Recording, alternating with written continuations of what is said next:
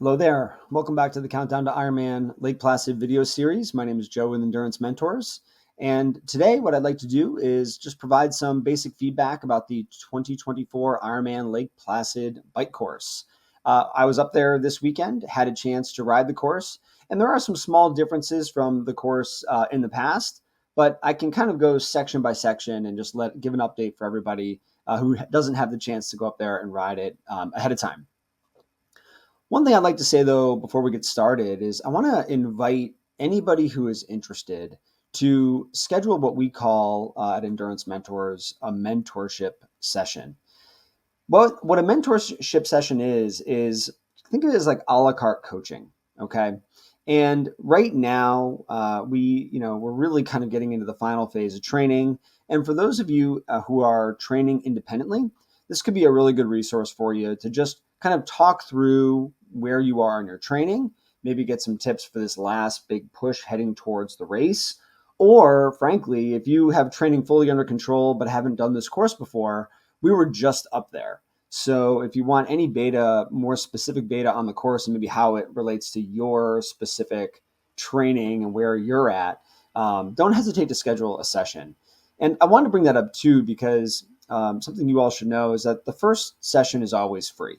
So at this point, if you're interested in getting just some basic guidance, a quick 30-minute Zoom conversation or telephone call, however you want to do it is fine by us. But there's no financial outlay for you. It could be just something that's easy and see if you are bounce some questions off of us and kind of see where you're at, and or just ask questions about the course. So I'll leave it at that, but I did want to throw it out there because now I think is a pretty good time, if you are not coached, to kind of get a little bit of guidance as we're moving towards the race. And quite frankly, since the first time is free anyway, you can do that without any skin in the game.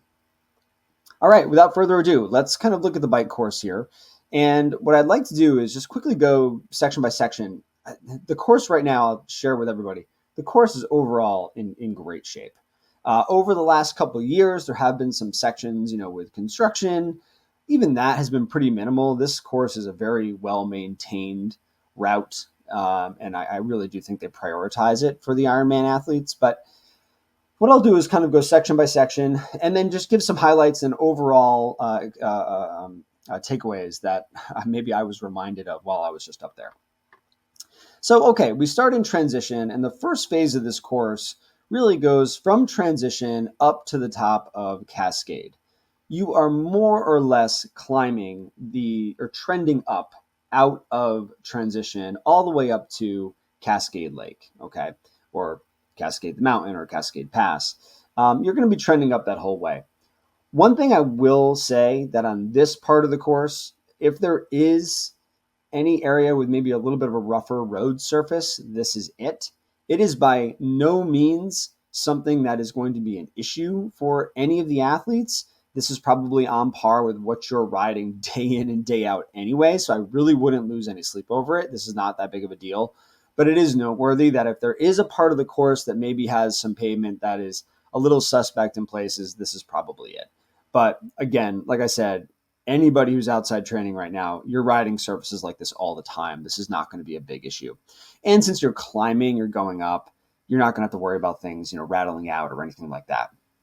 So that part of the course is just keep that in mind, as we're going through it. From the top of Cascade down the Keene descent. This is a big topic of conversation every single year, as it should be. The descent into Keene is a big one. Just remember, and I was reminded of this, we've talked about this in previous videos as well, we're going to have plenty of room on race day. Just remember to go at whatever speed you're comfortable with. Regardless of how you approach this, this is going to be your fastest part of the day, the 2 times that you go down this descent. Don't worry about it. You don't have to white knuckle this thing and go as fast as humanly possible. Go at whatever pace you're comfortable with. If you're riding a little bit slower and feathering those brakes around the corners, hang to the right-hand side. If you're just letting it loose and you're much more comfortable going fast and you're really going to take take the hill without any braking, that's totally fine. Just hang to the left. So just organize yourselves when you're on that part of the course, and just remember, whatever pace you're comfortable going is what you should be doing. There's plenty of room for us athletes when we're out there. Road surface is in great condition. The flats out from Keene out to J, okay, this is really where we're going to have, this is where your aerodynamic positions are going to pay off. This is a mostly flat. There's a little bit of rollers in there, but the road surface is in great shape. And quite frankly, it's a really nice little section of this course where you're kind of getting out of the climbing a little bit. It's about 10 miles, and you'll have the opportunity to really get into that time trial position. When I'm on this part of the course, what I like to do is just imagine myself on the bike trainer like we did, so many of us did, all winter long. You can really find a rhythm out there in aero, and you can just cruise along. Again, road surface is in great shape. There's nothing too significant to speak of here. This is the standard part of the course. Out here, we have this loop. This is new this year, okay? And this was my first time doing this. So when we get into J, we are going to hang a right, and we're going to do this loop, okay? This loop, I have to say, is in great condition. It's a much smaller road, okay? You're coming off of what is, just short of a highway, really, and getting onto a more kind of like farm country back road. But the road is in amazing shape. It's really beautiful, and it is rolling with some punchy sections of hills. So I have to say that I was kind of surprised in some sections. Said, "Whoa, boy, that's a little bit challenging," but it is really picturesque. It is really beautiful. Gives you kind of a different flavor of the Adirondacks. This course is great for that. You get the mountains, you get, the flats along the river, you get the big descent. Now we even get some kind of like rolling farmland in there. And it's a really, really nice loop that I'm actually pretty glad they put it in there this year. It really is very picturesque. Picturesque, but challenging. And I'll get to this later, but I think one of the main takeaways that I have is compared to years past, not a lot more elevation, but I do think there's a touch more, maybe 200 feet more elevation on an already pretty challenging course. So we're not going to get any reprieve from the hills, okay? But this is a really, really nice section of rolling farmland. And I was really very impressed by it. It's going to be a really nice part of the course. Again, nice but challenging. As we make our way back in towards the turnoff here in J, which is another kind of really good size climb. Okay, this is back onto the kind of the standard part of the course. You're going to climb back up and out. Now we start to gain elevation, and we're more or less gaining elevation for the rest of the ride. We do make the standard climb up to J. This is actually one of maybe the hardest hill on the course from like a punchy standpoint. Also, too, on that second loop, you're going to be pretty tired when you hit it. But this is a pretty standard part of the course, and you'll have a aid station, etc., usually at the top of the steep part of the hill. Instead of doing what was an old out and back, not old out and back, but the most recent iteration of the course here had this out and back, which is no longer, okay? That has been replaced by this loop here. But we're going to just do a small little section of it, all right, where you just kind of go down a hill and then climb back out up to Wilmington. This is a little part of the course where you actually get a little reprieve from the sun. It's usually shaded in here, which is kind of nice, and even the climb is hopefully shaded. And then we'll work our way back out to Wilmington. Once we're in Wilmington, it's the standard climb from Wilmington back all the way up to Lake Placid, okay? The first 5 miles up to the notch is really the meat of the climbing.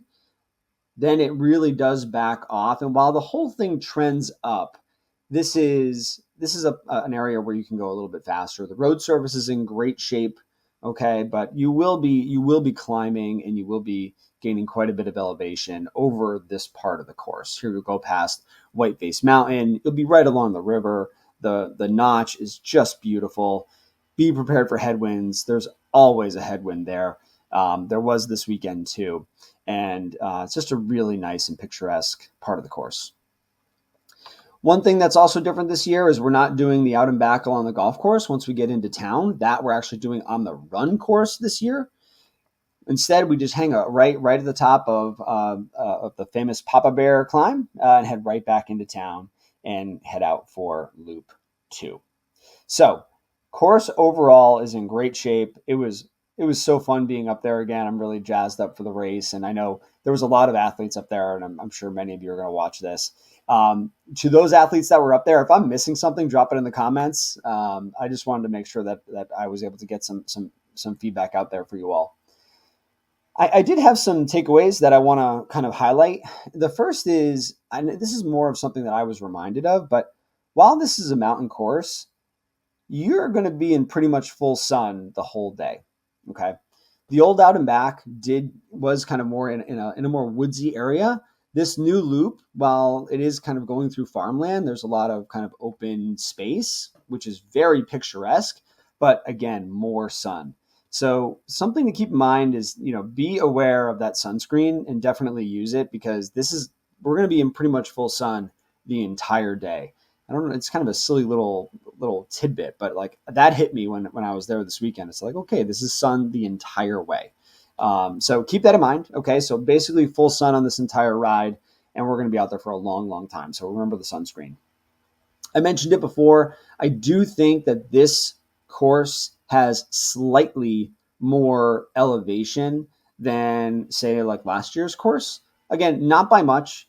To put things in perspective, they have this listed on the Ironman website that we're on right here as 7,100 feet of climbing for the 2 loops. My Garmin puts it at about 6,800, but it's always a little bit different. I think if you plan on about 7,000 feet of climbing, 6,800 to 7,000 feet of climbing, that's probably right. And, in years past, the elevation that they had listed on the website was quite inflated. Here, I think they're listing it at 7,100. I think that's pretty accurate. So from a training perspective, as we're moving into this last big push of training, especially with those long rides, something to keep an eye on is your elevation when you get back home and say, like, all right, how close was I to 7,100? If you're just keep it in mind, right? Because if you're doing rides that are 3,000 feet of elevation, just know that on race day, you're going to be doing basically double that and then some. So keep it in mind. But I really think the elevation that they are publicizing is pretty accurate now. And the last thing I wanted to mention here is just this again goes along with what we don't know yet about the fueling situation on the race course. Again, Gatorade Endurance is not going to be on this course. They're going to be using Mortal Hydration. We know this. We've talked about it. We've done videos about it. But I think the one thing to take away here is I really think everyone needs a solid plan for your carbohydrates on race day. This is about 7,000 feet of climbing in the heat the entire time after a 2.4 mile swim. And then after this, you need to run a marathon. I'm saying it out loud. We all know this, but I'm saying it out loud because it means that you need a clear-cut strategy for how are you going to take in enough carbs. If you are relying on Mortal Hydration, which is the on-course kind of like really an electrolyte drink, the carbohydrate levels are still so low. I can't imagine you can be able to use that and not have a significant deficit of carbs as you go through this course. So make a plan, make sure that you're paying very close attention to that plan, and execute your fueling plan perfectly. Even if you don't execute your riding plan perfectly, stick to it, because this is going to zap a lot of energy. And I'm reminded of that every single year when I go up and do this course. This is a real bear, and everyone that's been on it kind of knows it is too. So, but stick to your plan and make sure it's a solid one. All right. I hope you all have found this helpful. Again, if I'm missing something major here, I know there's a ton of you up on the course this weekend. Drop it in the comments. Really appreciate it. And again, if you want to schedule a mentorship session, I'll put the link in the description. I think it'd be something good if you have any questions about this last block of training, or even questions more specific from your fitness standpoint. How does it relate to this course? Areas that maybe you want to pay closer attention to. I think we can be helpful. And again, first session's always free, so be no skin off your back. All right, thanks so much. I'm going to do another video on the run course. Similar idea, kind of walking through the run course, and we'll see you on the next one. Thanks so much.